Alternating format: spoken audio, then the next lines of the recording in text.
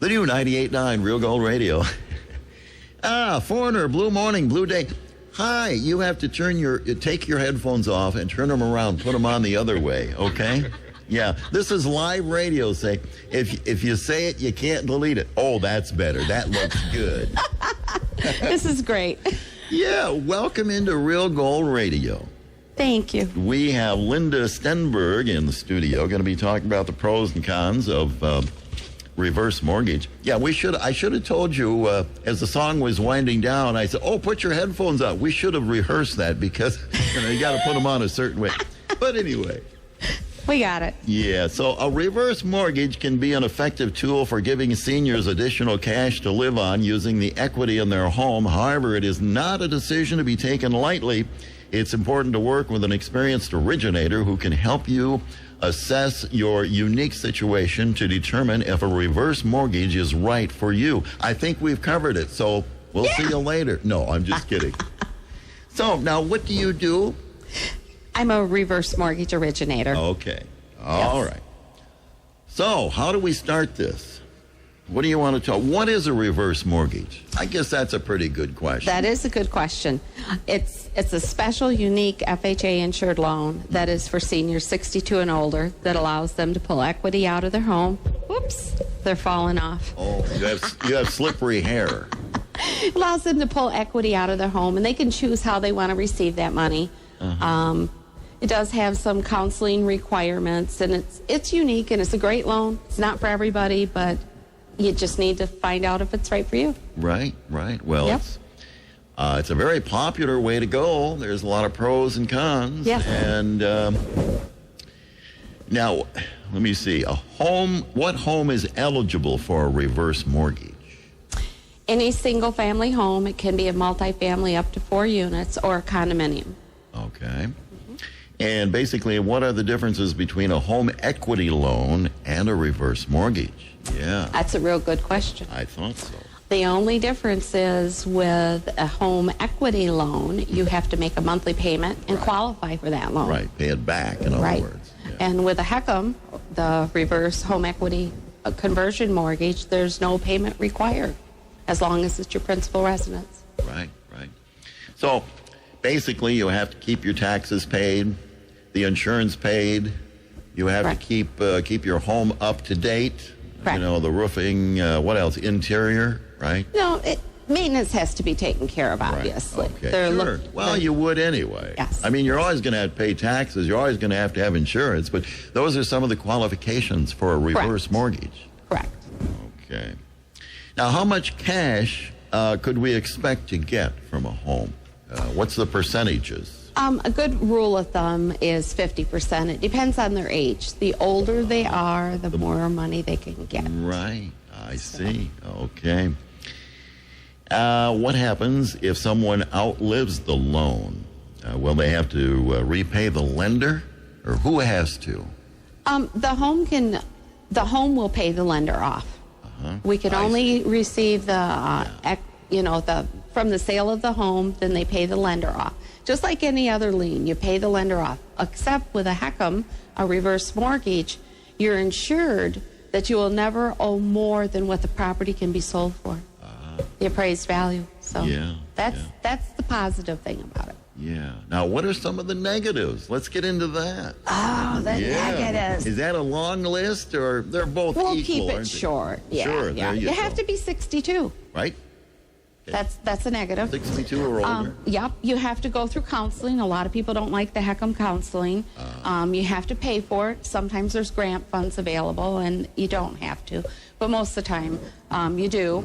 The fees are a little bit higher than a conventional mortgage because of the FHA insurance. So a lot of people will look at this and they'll see the fees and not realizing you have to pay the FHA insurance. And the FHA insurance is a good thing for them because that's what ensures that them or their heirs will never have to bring money to closing to free and clear a deed. So that's pretty cool. But they're misunderstood. It's the most misunderstood mortgage out there. Is that right? Yeah. Everybody thinks, reverse mortgage. No. The lender's taking deed to the home. No, the lender never takes a deed to the home. You always own the home. It's in your name. Yeah. or if they pass away, then Then the loan comes due just like any other mortgage. I see. Has to be the principal residence. Okay. Yep. And if it comes due, of course, they take the home and resell it, correct? That's how they make their money off of this deal. Well, and that's another misconception. Is that right? Yeah. Okay. The home is just, when there's a loan on it, it's just like a regular conventional loan or a home equity loan. That loan comes due once they're no longer alive.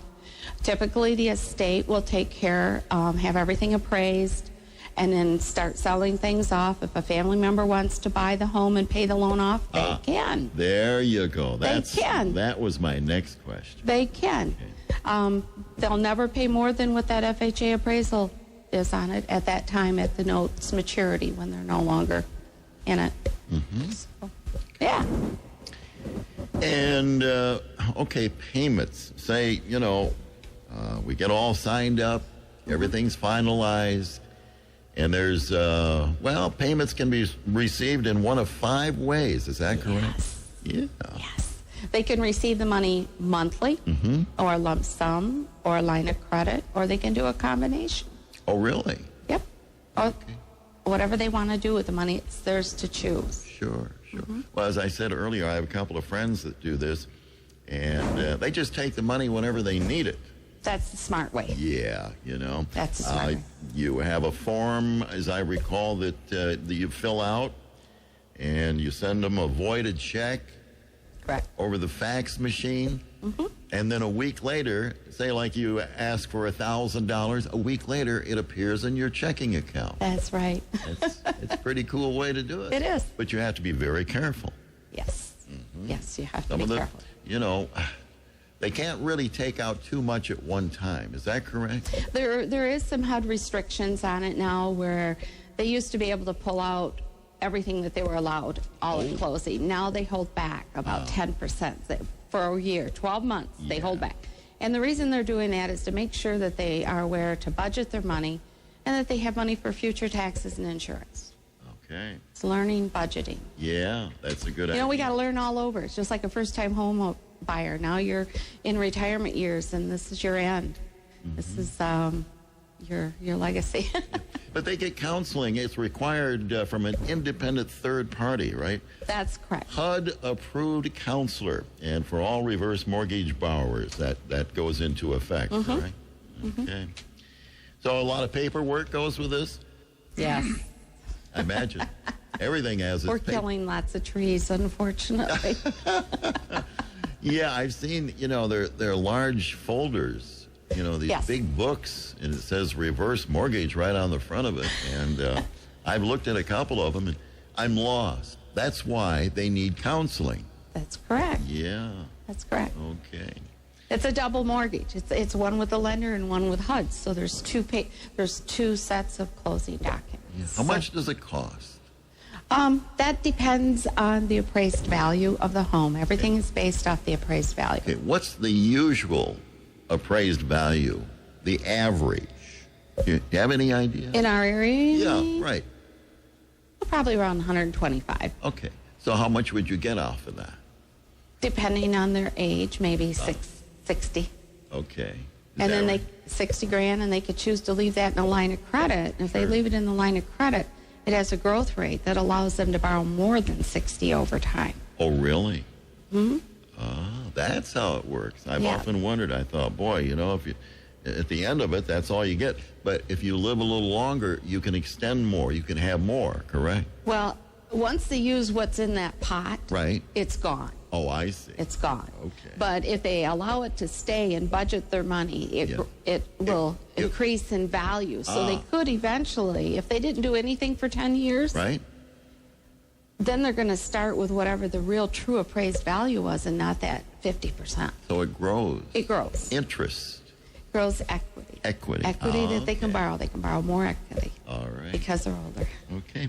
Well, we're going to take a little break, kind of collect our thoughts, and we'll be right back. We've been talking with Linda Stenberg this morning. She's from Hesperia, the Hesperia area, and talking about the pros and, the The pros and cons of reverse mortgage. This cold weather really does a number on the throat. You know that you come into the studio every morning, you try and use your voice box to the max, and when it's 0 degrees, wow. So anyway, we're going to take a little break. Don't go away. West Michigan weather. Beat the Utah Jazz. The second half of the NBA season now in full effect. This is USA Sports. Okay, good morning. It is 9:17, back on the air with our special guest this morning, Linda Stenberg, the pros and cons of the reverse mortgage. And good morning to you once again. Well, good morning. Yeah. Thanks for having me. So let's talk a little. We talked about, the pros and cons. How about more about the pros? Okay, yeah. Well, we can eliminate that mortgage so that there won't be a mortgage payment. Yeah. If they currently have an equity line or a mortgage, which a lot of those equity lines are coming due right now. And sometimes the people don't qualify to refinance that equity line. So with a reverse mortgage, they're not going to have a payment. So we can take care of that. So that's one of the pros with it. The heirs are not liable for the debt, which we explained that. We talked about that a little bit. One of the pros, another pro is the interest rates might be lower than other options out there for them. So it is a lower interest rate. It is federally insured. And if you, by chance, take out a reverse mortgage, and it has to be your primary residence, if you have to go into a nursing home, you can be out of the home for up to 12 months. Well, up to a year. Up to 1 year. Okay. Yes. So that's a good thing, because a lot of people worry that as soon as you're out and you're ill, that they're going to take your home away. That never happens. They give them 12 months. That's a myth. Yes. Okay. Yes. So, and regardless of how much cash is paid out, you normally don't have to pay anything back as long as it's your primary residence. Okay. If you receive more money than what your home is worth, which we were kind of talking about, that growing equity line. Right. If you receive more, then you're insured that you or your heirs will never have to bring money to closing to sell the home. So that's another pro. After the home is sold and the lender fees are paid, any equity left goes to you or your heirs. A lot of people think it goes to the bank. Goes to you or your heirs. Yeah, so something's left. That's where it goes. Yes, and that's why they only give you about 50%. And again, the older you are, the more money that you can receive. Sure. And another pro is cash advances typically do not affect your Social Security or your Medicare benefits. So that's a biggie. Yeah, I didn't think about that. Good idea. Yeah, Sounds like you've done this before. just a few times. Okay. So, yeah. I think we've covered just about everything on this. Anything you want to add? Well, it's been around since 1961, folks. Is it really? Yes, been around since 1961. Wow. It wasn't federally insured until 1988 when Ronald Reagan signed the bill. I remember that. Yeah, that was pretty cool. So there's been lots of changes. You can use it to purchase a home. A lot of people don't know that. Heck 'em for purchase. Whoa. 40% down. Is that 40% down and never have a mortgage payment. Oh, wow. You can use it to buy a home. So that came I did not know. in 2009, HUD introduced that new product. Okay. So that's where reverse is going. It always changes with the times, and they're seeing that they want to move on to maybe a condo or smaller home, or they want to age in place and have all one level.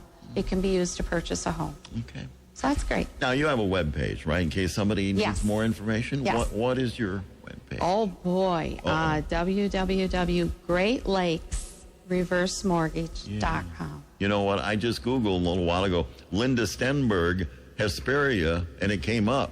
I mean, you were there. Awesome. Sure. So if anybody wants more information, there you go. So I really appreciate you coming in today. This has been, I hope, a lot of help for a lot of people understanding the reverse mortgage deal. Okay. All right. So we're going to let you go so you can go back to Hesperia. What's left for the rest of the day? Going to go out and sit in the sunshine? Sure. I have to go sit in a chair and let the dentist clean my teeth. Oh, yeah. Boy, I've been there and done that. A lot. I don't want to lose my teeth, you know. Thanks for having me. I really appreciate the opportunity. You bet. We've been talking with Linda Stenberg this morning, talking about the pros and cons of reverse mortgage. And thank you once again. All right. Bye.